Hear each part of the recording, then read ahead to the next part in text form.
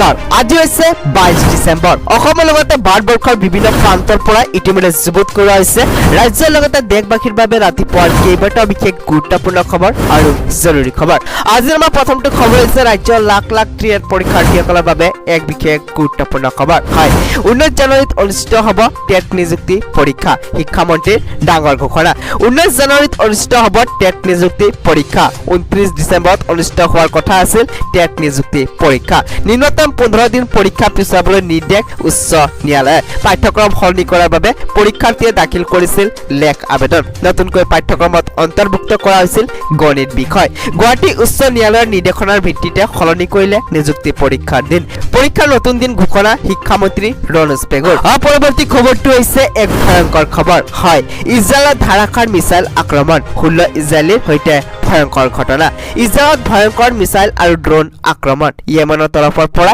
ইজৰাইলক লক্ষ্য কৰি ধাৰাসাৰ মিছাইল আক্ৰমণ প্ৰত্যাক্ৰমণত 16 ইজৰাইলীৰ সৈতে ভয়ংকৰ ঘটনা ইজৰাইলৰ তেল অভিযোগ হাই এলাৰ্ট জাৰি কৰা হৈছে হৌথি বিদ্ৰোহীয়ে চলাই ভয়ংকৰ আক্ৰমণ বিফল হৈ ৰল ইজৰাইলৰ আইৰন ডম পৰৱৰ্তী খবৰটো হৈছে ৰাজ্যবাসীৰ বাবে এক বিশেষ ভাল খবৰ হয় ৰাজ্যবাসীৰ বাবে গৌৰৱৰ খবৰ ইছৰৰ বিজ্ঞানী হল আমজাদ আমিন ইছৰৰ বিজ্ঞানী হল সোণাৰ কীৰ্তি সন্তান আমজাদ আমিন অসমলৈ গৌৰৱ কৰি আনিলে আমজাদে ভাৰতীয় মহাকাশ গৱেষণা সংস্থাৰ কেন্দ্ৰীয় নিযুক্তি বৰ্ডৰ পৰীক্ষাত সফলতা অৰ্জন চৰকাৰী বিদ্যালয়ত প্ৰাথমিক শিক্ষা গ্ৰহণ কৰি আমজাদ উজলিৰ ৰাষ্ট্ৰীয় পৰ্যায়ত 153 গৰাকী পৰীক্ষাৰ্থীৰ ভিতৰত 11 নম্বৰ স্থান দখল কৰে আমজাদ আমিন ৰাহুলে মকাবিৰ আলী লস্কৰ আৰু আলিয়া বেগম লস্কৰৰ পুত্ৰ আমজাদ পুত্ৰৰ সফলতাত মকাবিৰ আলী লস্কৰৰ হেমেকি উঠিল দুচকু আমজাদ আমিনৰ সফলতাত গৌৰৱান্বিত এইবাৰ ৰাজ্যবাসী পৰৱৰ্তী খবৰটো হৈছে ৰাজ্যৰ লাখ লাখ মহিলাসকলৰ বাবে এক বিশেষ ভাল খবৰ হয় নতুন বছৰতে 40 লাখ মহিলাই লাভ কৰিব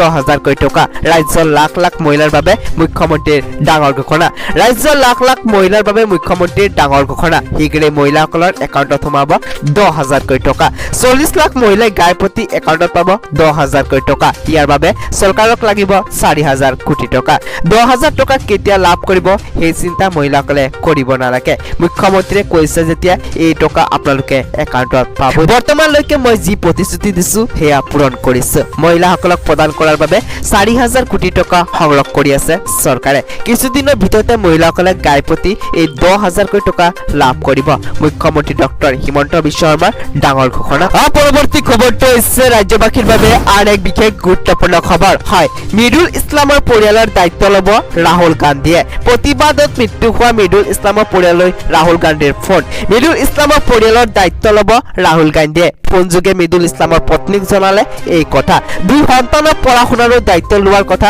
ঘোষণা কংগ্ৰেছৰ প্ৰতিবাদত মৃত্যু হৈছিল অধিবক্তা মিডুল ইছলামৰ গুৱাহাটীত ৰাজভৱন চলোৱা কাৰ্যসূচীত ভাগ লৈছিল মিডুল ইছলামে প্ৰতিবাদত অসুস্থ হৈ কৰুণ মৃত্যু ঘটিছিল সোণতলীৰ কৰ্মীগৰাকীৰ মিডুল ইছলামৰ মৃত্যুক শ্বহীদ ঘোষণা কৰিছে কংগ্ৰেছে সোণতলীৰ বাসগৃহত উপস্থিত হৈছিল কংগ্ৰেছী নেতা কৰ্মীসকল পৰৱৰ্তী খবৰটো হৈছে ৰাজ্যৰ লগতে দেশবাসীৰ বাবে এক ভয়ংকৰ খবৰ হয় অপৰাধী ৰহস্যভূমিত পৰিণত গুৱাহাটী উদ্ধাৰ হৈছে এটাৰ পিছত আন এটা মৃতদেহ স্মাৰ্ট আৰক্ষীয়ে গীত গুজাই থকা মহানগৰীত দুৰ্বৃত্তৰ দপদপনি অপৰাধী ৰহস্যভূমিত পৰিণত হৈছে গুৱাহাটী মহানগৰীৰ বিভিন্ন প্ৰান্তত উদ্ধাৰ হৈছে এটাৰ পিছত আনটো মৃতদেহ ভঙাগড় মালিগাঁও জালুবাৰীক উদ্ধাৰ হোৱা মৃতদেহক লৈ চাঞ্চল্য ভঙাগড়ত এজন যুৱকক হত্যা কৰি নলাত পেলাই থৈ যোৱাৰ সন্দেহ 26 বছৰীয়া যুৱকজনৰ মুখেৰে ফেন ওলাই থকা অৱস্থাত উদ্ধাৰ মৃতদেহ নিশা 3-4 জন লোকে যুৱকজনক নিহংসভাৱে হত্যা কৰাৰ সন্দেহ গুৱাহাটীৰ মালিগাঁৱতো যুৱতীৰ মৃতদেহ উদ্ধাৰক লৈ